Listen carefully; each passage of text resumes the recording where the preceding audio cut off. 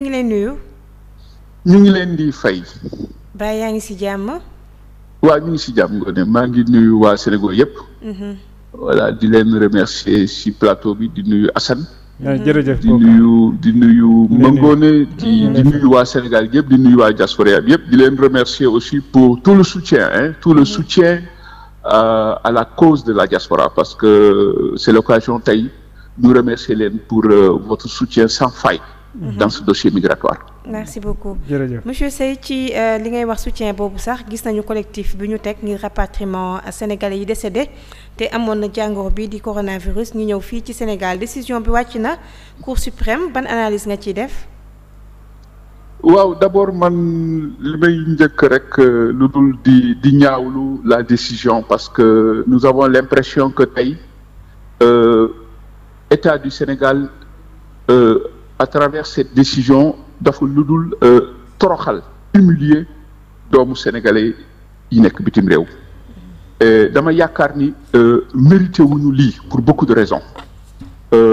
dégg naa ci plateau bi l'apport économique de la diaspora dans le processus socio-économique du pays ñun li ñu fiy dugal moo ëpp l'aide au développement mën nañ ci dugg léegi sur le plan macroéconomique ba pare ay doomu sénégalais je dirais même des soldats de l'économie du Sénégal Sénégal doon seen banque lu ñu am dañuy ñaan yàlla mu fanaan ci Sénégal tey feebar ñëw ci àddina bi et la diaspora est en train de payer un coût économique un coût social un coût humain très fort tey Sénégal amul dara lu muy def di jël ay décisions nu néew du fi ñëw le Sénégal a été le seul pays ci àddina bi alors que tey il y a aucune thèse scientifique médicale bu ko démontrer moi je mets ma main man je le dis man maa ko wax tey wax nañ ko fi waxat ko fi loolu mënul nekk kon tey lii ëmb décision boobu ñun jaaxal nañu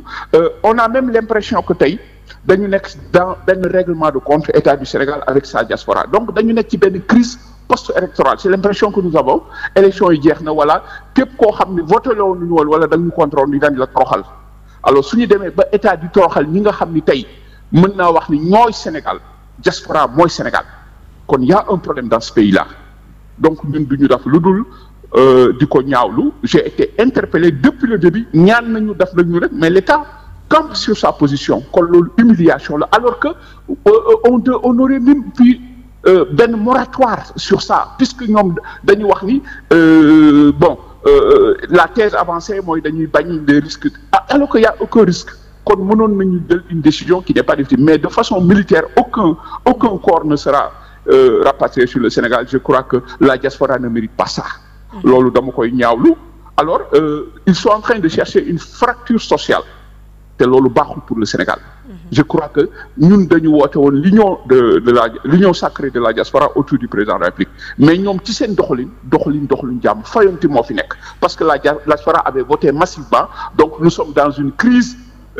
post-électorale où tey il faut humilier la diaspora qui mérite pas ça loolu dama koy ñaaw maintenant su loolu passé nag ci ñun entre diaspora bi je crois que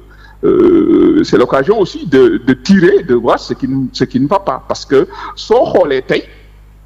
man ci ñi jàpp ni c'est bon que mu am un collectif c'est bon que les gens protestent mais je crois que cette démarche n'avait aucune chance d'aboutir sur le plan juridique la stratégie était suicidaire parce que tey situation bi dëkk bi nekk nii tey mu nekk une situation d'extrémité ñu ne guerre sanitaire le président ñu jox ko tous les pouvoirs des mesures exceptionnelles ñoom donc je ne comprends pas l'entêtement de judiciariser cette affaire tout en sachant que du mujj fenn mais ñëpp xamoon nañ ni Cour suprême mënul jël une décision à l'encontre de l'État du Sénégal loolu je crois que on n'a pas besoin d'être juriste de le dire pour le faire beneen bi Cour suprême actuellement amul sax président kon tey cette démarche-là de la diaspora moi je ne le comprends pas en tant que diaspora je crois que tamit c'est l'occasion que ñu bañ a di jël des décisions comme ça on pourrait continuer la riposte réfléchir sur quelle stratégie il fallait mettre sur pied pour reculer au gouvernement bi éviter un bras de fer parce que tey le président de la République il dirige par ordonnance te nit ki soo xam ne daf la commencé di la toroxal da ngay xam nooy jaar ak moom mais mënoo porte plainte Sénégal dugal ko cour suprême tout en sachant que décision foofu lay jógee loolu man comprendre ma sax les juristes qui ont eu à cautionner cette démarche honnêtement je ne le comprends pas à quelle fin je ne le comprends pas maintenant nag je crois que tey war nañu éviter parce que dama wax ni ci diaspora bi ñëpp a ngi fi nous avons eu à interroger maître Cheikh Tidiane Dabo bërki démb am na sax ñu mu waxanteeg ci collectif bi pour wax leen ñu annuler décision bi parce que ça risque de fragiliser la diaspora et de renforcer la position de l'État te loolu moo am scénario boobu la ñu am je crois que nag on aurait pu éviter cela parce que tey aussi il est temps que ñu ànd nekk benn mais maintenant s'il y a des groupes par-ci par-là ku nekk nag am nga droit wax mais aussi nañu fexe ba bañ a jël des décisions yoo xam ni tey daf ñuy gën a fragiliser parce que ces décisions renforcent l'État cette décision tey comment on appelle le fait de judiciariser comment on appelle le truc là la précipitation pour déposer une plainte contre l'État du Sénégal je crois que c'est moo waroon nekk ultime recours malheureusement le vin est déjà tiré aujourd'hui c'est l'État qui sort renforcé scénario bi pour man mënoon na ñàkk ba tax na daal lépp lu ñu fiy defati daal je crois que soo bëggee dégg-dégg nous avons Horizon Sans Frontières moom moo njëkk a initier ce débat bi mu amee lañ ma ci interroger muy yéen ak ñeneen nañ ba ñu bind ci ay articles kon je crois que ñun ñoo gënoon habilité tey pour entamer une procédure judiciaire dafuñu ko parce que xam nañ ni du mujj fenn maintenant si d'autres l'entament ku nekk am nga droit wax ku nekk am nga droit bind parce que kon moomul kenn mais nag nañu fexe ba aussi suñu décision du écraser ñeneen ñi parce que pour man entamer une procédure judiciaire contre l'État du Sénégal lii lay mujj woon parce que amuñu woon benn chance pour que mu réussir ci contexte bi ñu nekk tey parce que ils vont dire que à mesure exceptionnelle comment on appelle situation exceptionnelle mesure exceptionnelle ñoom xamoon nañ ni plainte bi du mujj fenn alors pourquoi le faire pour fortifier l'État dans sa position loolu c'est une erreur stratégique et c'est suicidaire je crois que nag ça doit nous servir de leçon et aujourd'hui encore une fois la diaspora dafa war a nekk benn ñuy concerté wu ba nga xam ni erreur yi du am parce que man dans mon entendement ça a été une faute stratégique très grave et nous sommes en train de payer ça monsieur Seye ñu bàyyi la ak professeur waaw Boubacar ñu ngi lay nuyu bu baax ñu ngi lay ziar professeur waaye jërëjëf di la masawu ci coono yi jërëjëf profito nuyuwaale waa diaspora bi yëpp jërëjëf waaw wax nga ko sànq dafa mel ni problème diaspora bi mooy dafa xaw a dispersé maanaam du ñu wax benn kàddu te voilà ni ñu war a àndee di xeex dafa des est-ce que du loolu mooy seen problème dëgg-dëgg maanaam ni ñu nekk force amuñu kàddu daal waaw mais le grand problème de la diaspora a toujours été comme ça professeur parce que tey comme ni nga ko waxee su ñëpp nekkoon benn ci biir xeex bii tey ñu ànd xalaat ko ba nga xam ni gis nga bépp quand un débat est bien posé quand un combat est bien posé de façon méthodologique de façon scientifique mënul lu dul porter des fruits mais maintenant quand nous allons dans la dispersion la diaspora a toujours été malheureusement un panier à crabe mais loolu moo tax régime bu ñëw di ñu fowe mais xoolal diaspora bi kam-gam gi ci nekk nous avons tous les profils boo bëggee juriste les plus grands juristes ñu ngi ci diaspora bi boo bëggee médecin les plus grands médecins ñu ngi ci d'ailleurs ñoom ñëpp ils ont démontré que ni les corps amuñu benn risque pour ñu ñëw Sénégal nga bëgg domaine boo bëgg rek mu ngi ci diaspora bi kon ñooñu suñ leen boolewul man damay wax toujours sama combat c'est une diaspora composante organique ñooñu suñ leen joxul gëdd suñ leen faalewul ci ñoom la donc loolu moo ñu dal parce que déggoowuñu li ñu dal tey parce que ànd ñu nekk benn loolu moo indi lii parce que moo ñëwaat ba tey jii nii et je crois que ça doit nous pousser à une prise de conscience quand on me dit qu'il y a des juristes dans la diaspora et que ces juristes là encouragent une procédure judiciaire boo xam ni du mujj fenn mais il y a un problème il y a un problème je crois que il faut faire taire ces intérêts irrationnels leur instrumentalisation politique pour ne regarder que la cause de la diaspora parce que tey c'est une humiliation dama wax ni ce qui se passe c'est tout simplement la négation post-mortem du juge Sélis mooy ba ci néew yi sax ce qu'on appelle amuñu dañu sax dàq seen nationalité mooy lan apadri néew yi amuñu droit du Sénégal loolu toroxal mënul passé lii man ci régime bi la diaspora n'a jamais autant souffert régime Macky Sall bi moo gën a sonal diaspora sénégalaise et je ne crois pas que ñun on ne mérite pas ça. lii nii c'est l'indignation totale c'est du jamais vu musul am ci àddina c'est une situation inédite mais nag yàllaa ngi fi. nous ne sommes pas d'accord nous sommes indignés. très bien et là li ñu ko gën a teg rek mooy suñu ñàkk déggoo je crois que lii nag war nañu yéen parce que lii musul am Sénégal c'est du jamais vu c'est une situation exceptionnelle kenn musul gis lii ci àddina et nous ne sommes pas d'accord notre position de principe du changer.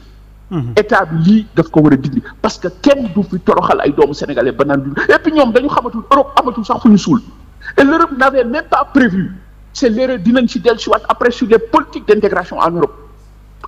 n'avait même pas prévu dans les cimetières ay précaires musulmans ba nga xam ne tey néew yi xamuñu ñaata moo tax gisoo gouvernement bi nangul wax ba léegi le nombre de morts de Covid dans la diaspora on l'attend pour que mu def bilan bi nanguwuñu ko wax place sax dafa amul kon nag l'État li mu waroon def mooy fexe ba néew yooyu ñëw mais mu ne néew yooyu du ñëw léegi dañ la ñuy def néew yooyu dañ leen di bàyyi ñu yàqu wala ñu lakk leen mais nous disons non tuddi ko du yoon donc pour répondre del ci waat sa question diaspora bi dafa nekkul benn ku nekk yaa ngi xëcc sa wet ku nekk yaa ngi dox li nga xam ne yow yaa ko xamal sa bopp je crois que suñu déggoon lii du fi am parce que pourquoi précipiter une décision comment on appelle benn voie judiciaire boo xam ne yow pratiquement amul benn issue amul benn issue ñëpp xamoon nañu lii mooy résultat bi tey mais la Cour suprême dafa mën a ñëw di valider bañ a valider li état daful loolu juriste sax warul d'accord dugal benn recours au niveau de la Cour suprême parce que du mujj fenn. effectivement alors wax nga sànq motivation état bi wax nga ci lu yéeme mooy problème motivation politique parce que wax nga humiliation bi ak motivation politique bi xeex gi ñuy xeex diaspora mais gis nañ président Macky Sall quand même dégager 12 milliards pour la diaspora est-ce que quand même foofu gis deful geste bu baax ci li mu ni day du bàyyi diaspora bi da leen di jàppale par rapport ak Covid-19 bi waaw problème néew yi daal ci la wàcc loxaam. mais jàppale boobu man ci ñi ko njëkk a rafetlu ci laa bokk. mais sur quelle étude statistique et technique lañ ko def sans consulter jàppale boobu déjà c'est source de problème dans la diaspora il y a eu des pétitions dans la diaspora yu taxaw ni soxlawuñ sax xaalis bi man. ci ñi wax ni xaalis bi soxla nañ ko ci lañ bokk parce que aussi il faut que nit ñi comprendre que c'est xaalis boobu suñu xaalis la et ça résulte d'une situation donnée c'est-à-dire que tey il y a une pandémie il y a des mesures de confinement il y a des conséquences sur le plan économique sur le plan social alors parmi ces mesures là il y a enfin xaw ma nu ñu koy waxee sax ci mesure boobu le Sénégal jëlee teg moom tamit ay mesures am ci pour mën a accompagner ñi nga xam ni dañu nekk tey dans des situations de précarité donc ci la diaspora bi amee paaram mais ci part boobu tey la somme ndimbal kenn du ko xeeb man dama waxoon chef de l'État bi maa ngi koy ñaan moo réagir ci ko parce que 12 milliards c'est 18 millions d'euros tey boo jëlee statistique yi sur la diaspora ñoom xamuñu ko dañuy approximatif musul am un recensement d'autres parlent de 3 millions mais boo jëlee 1 million rek déjà rek xaalis boobu kenn mënatu ko séddale parce que ça sera dérisoire maintenant ñu teg ay conditions je suis d'accord mais ci ñenn la jëm jusqu'à présent ba ni ma toogee nii nit ñaa ngi ma yónnee di ma laaj xaalis bi nu muy mujjee parce que ñun dañ ko soxla combien de Sénégalais sont bloqués ici au Sénégal ils sont plus de 1000 et quelques ñii dematuñu mënatuñu dem ñii perte nañ seen liggéey ñi soxlañ xaalis dans les frontières au Maroc combien de Sénégalais sont bloqués en Mauritanie Cap-Vert ba faneen ci àddina ba Brésil ñu may la wax ni ñoom dañoo soxla xaalis boobu maintenant sur quels critères après dañu changer donc indi na yeneen problème yoo xam ni l'argent là ça ne fait que diviser la diaspora ba léegi tey gis nga waa Maroc nee nañu bërki dem il y a eu beaucoup de manquements dans comment on appelle dans la répartition il fallait donner ça aux diplomates de carrière qui vont travailler avec les associations et les organisations pour jox ko ñu ko soxla ñaata Sénégalais ñoo nekk tey dans les pays d'accueil en Europe amuñu këy c'était des marchands ambulants ñooñu tey ñoom ñoo gën a sonn ñooñu waroon nañ leen jàppale j'avais même demandé à ce que le président de la République fasse benn genre pétition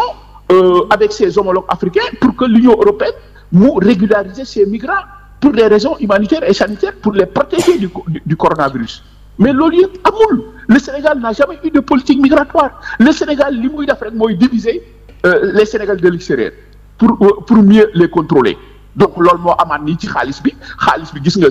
ça crée toute une implosion au sein de la diaspora ñii ne d'accorduñ ko ñii ne gisaguñ ko ñii ne lii ñii ne laa donc loolu yëpp tamit dama wax di rek c'est une façon de diviser gis nga nit ki soo koy jàppale da ngay waxtaan ak moom ci ban anam nga ko mën a jàppale yii yëpp c'est des politiques vous l'avez dit tout à l'heure dama ciy dellu si waat c'est des décisions politiques pour diviser la diaspora et alors que tey Sénégal dañu wax ni dañu nekk dans une situation de guerre sanitaire soo nekkee ci guerre nag da ngay woo say doom yëpp parce que ci biir diaspora bi y a des expertises qui sont là te il est temps aussi dëkk bi ñu dawalee ko expertise la politique politicienne daf fi war a jógee parce que tey il faut pousser la réflexion vers un Sénégal post-coronavirus qui doit être dirigé par l'expertise ragal yàlla ab gëm yàlla lépp ñu tënk ko dans une justice sociale mettre tout le monde dans une dynamique de travail sénégalais yi xam ne ñoom ñoo mën a tabax Sénégal parce que tey y a un problème dans un pays comme le Sénégal tey gis nga la gestion du coronavirus dafa génne ay yeneen crise dafa génne yeneen failles ñun dañu wax ni dëkk bu mel ni Sénégal tey bu lii passé war naa am ñaari hôpital ñaari ministre du moins ñaari ministère de la santé un ministère chargé des infrastructures day tabax ba gis nga tey am nañu problème lal am nañu problème lii am nañu problème là pour gérer la crise ñuy tabax ay hôpital un autre ministère de la santé chargé de la recherche et des soins gisoo ñëpp a ngi proposé le Sénégal ne propose rien et pourtant le Sénégal am na ay kàngam fii ci domaine santé pour mën a dem mais suñu leen joxul les moyens de continuer dëkk recherche moo ko yore du dem fenn mais le Sénégal rentre dans une nouvelle ère géopolitique avec la découverte des hydrocarbures nañu fexe ba contrat bu ñu fi def ñu jël ci pourcentage boo xam ni moom mooy financer les 2 ministères yooyu yi ma la wax tey Sénégal problème mu lekk ngay dégg confinement mënut a am parce que nit ñi il faut ñu lekk il faut ñu naan le problème économique tey Sénégal war na mën a régler le problème de l'insuffisance alimentaire am nañu espace am nañu terre am nañu ay fu ñu bayee am nañu ngelaw am nañu naaj am nañu ndox kenn waratul xaar mu taw pour ñu bay napp ji war nañ ko xoolaat leneen ak leneen l'école war na fonctionner parce que tey tëj école yi mais le Sénégal devait rentrer dans l'ère du numérique boo demee Europe école yi tëj nañu waaye xale yaa ngi jàng donc quel est dans c'est-à-dire que quelle est la manque de volonté politique moo des parce que sinon la vision est là mais ñi fi nekk ñoom nan la ñu bëggee yore dëkk bi une gestion clavique clientéliste et partisane ku ci bokkoo ci Sénégal nag santul nen Sénégalais yi ñoo ko moom et il est temps qu'il y ait cette révolution épistémologique cette révolution socioculturelle cette révolution citoyenne pour que mu am un changement de paradigme ñu xam ne ay doomu Sénégal ñoo mën a tabax Sénégal et ñoo ñene ay une benn groupuscule boo xam ni dañu séddoo Sénégal li ñuy wax nag du neex parce que nous sommes d'abord au niveau de la diaspora nous sommes scandalisés beneen bi aussi dëkk bi tërë goo xam ni ku waxul rek da ngaa ragal et c'est pas normal ce qui se passe dans ce pays-là ce pays nous appartient tous il faut que ñu xoolaat nu ñuy doxalee donc lii moo am Sénégal ba feeñ na ci gestion coronavirus bi gis nga tey li ñu leen waxoon yëpp comme mesure dafuñu ko fermer xool leen frontières yi renforcer les mesures de sécurité mettez en quarantaine le virus est rentré depuis très longtemps le virus s'est éclaté pratiquement toutes les zones sont touchées maintenant il faut qu'on ait le courage de dire aux gens li am tester massivement les gens mettez une autre démarche de planification de modélisation et d'analyse systématique pour mën a juguler comment on appelle le virus et le tout nag dans une démarche dans une démarche transparente tey au Sénégal waroon nañu tey puisque dañu wax nous sommes en situation de guerre waroon nañu fexe ba tey mu am des ateliers de renforcement de capacité des médecins et des personnels de santé pour mën a juguler virus bi tey loolu moo waroon nekk débat bi mais malheureusement tel n'est pas le cas l'essentiel est ailleurs et le pays est en danger. D'accord monsieur Seye ñu lay jaajëfal ci analyse bu pertinent bi nga xam ne nag def nga ko fi. jërëjëf maa ngi leen di remercier c'est moi qui vous remercie. jërëjëf merci beaucoup jërëjëf merci. mu nekkoon Boubacar Seye.